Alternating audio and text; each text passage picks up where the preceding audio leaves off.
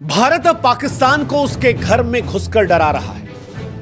बीते 24 घंटे में जिस तरह से भारत ने पलटवार करते हुए पाकिस्तान के कराची से लेकर लाहौर और रावलपिंडी में सेना के हेडक्वार्टर पर बम बरसाए, ड्रोन गिराए, वो पाकिस्तान की हवाओं में डर को मिला रहे हैं। पाकिस्तान उस डर को महसूस कर रहा है। उनके सांसद संसद में रोते हुए नजर आ रहे हैं, उनके एंकर्स की आंखों में आंसू दिखाई पड़ रहे हैं। और जब ये सब कुछ हो रहा है तो वसीम बरेलवी का वो शेर याद आता है कि उसूलों पर आंच आए तो टकराना जरूरी है, और अगर हो जिंदा तो फिर जिंदा नजर आना जरूरी है। हिंदुस्तान एक जिंदा कौम है।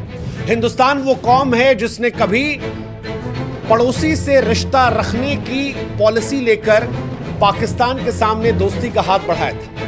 हमारे प्रधानमंत्री अटल बिहारी वाजपेयी साहब हिंदुस्तान से बस लेकर लाहौर गए थे। रावलपिंडी में हमने क्रिकेट खेला था, लेकिन जिस पाकिस्तान की तरफ हमने दोस्ती का हाथ बढ़ाया जब उसने हमें करगिल का, संसद हमले का, ताज हमले का, उरी हमले का, पुलवामा का, पहलगाम का दंश दिया, तो आज भारत ने उसके तमाम शहरों पर ड्रोन गिराकर, उसी रावलपिंडी के स्टेडियम पर ड्रोन गिराकर यह बता दिया कि हम दोस्ती की पहल तो करेंगे, लेकिन अगर बात उसूलों पर आई तो फिर घर में घुसकर सबक सिखाएंगे। ऑपरेशन सिंदूर हमने इसलिए चलाया था ताकि पाकिस्तान ने जो पहलगाम में हिंदुस्तान की आत्मा पर चोट की थी, उसका बदला आतंकवादियों के सर्वनाश से किया जाए। लेकिन पाकिस्तान अगर अभी भी युद्ध पर आमादा है, तो पाकिस्तान को आज हमने दिखाया कि हमारे ड्रोन लाहौर में गिर सकते हैं, हमारे ड्रोन कराची में गिर सकते हैं। इस्लामाबाद तुम्हारी राजधानी कहने को है, लेकिन तुम्हारी सेना की राजधानी रावलपिंडी, जहां फौज बैठती है, वहां पर भी हम धुआं धुआं कर सकते हैं।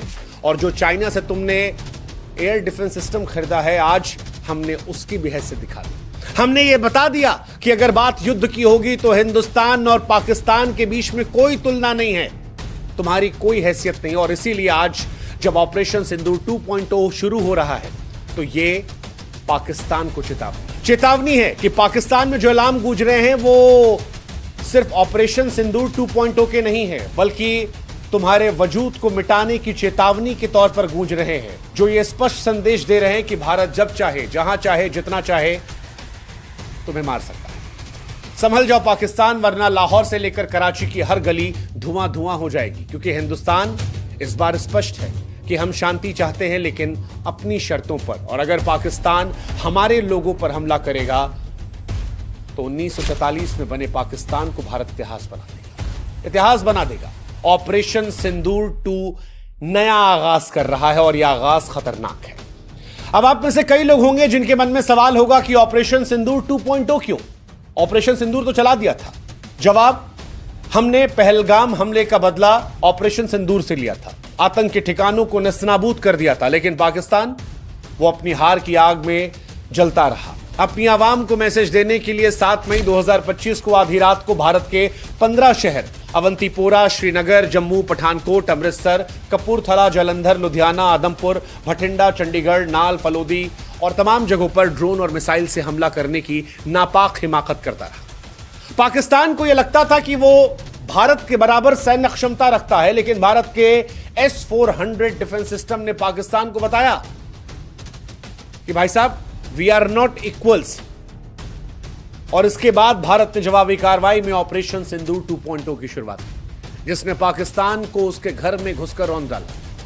पाकिस्तान के डिफेंस सिस्टम को हमने तबाह कर दिया। वैसे तो पाकिस्तान का डिफेंस सिस्टम जो है वो मजाक है। मजाक क्यों कह रहे हैं? क्योंकि वो मेड इन चाइना है, और चाइना माल आप जानते हैं, चल गया तो चांद तक, नहीं तो सीधे शाम तक। कभी रशिया से सामान खरीद के चाइना ने उसकी हाई कॉपी बना दी।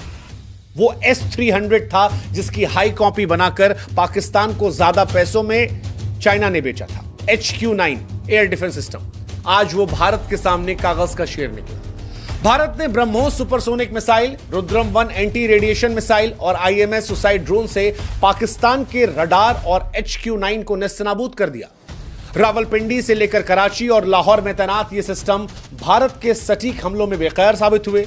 भारतीय वायुसेना ने राफेल और सुखोई 30 MKI के स्कैल्प और स्पाइस 2000 मिसाइलें दागी, जिन्होंने पाकिस्तान के डिफेंस सिस्टम को ही चकनाचूर कर दिया। 8 मई 2025 पाकिस्तानी सेना के प्रवक्ता जनरल अहमद शरीफ चौधरी ने इस बात को कबूला कि भारत ने ड्रोन हमला किया। और ये ड्रोन हमला ऐसा था जिसने पाकिस्तान के तमाम संवेदनशील इलाकों को धुआं धुआं कर दिया।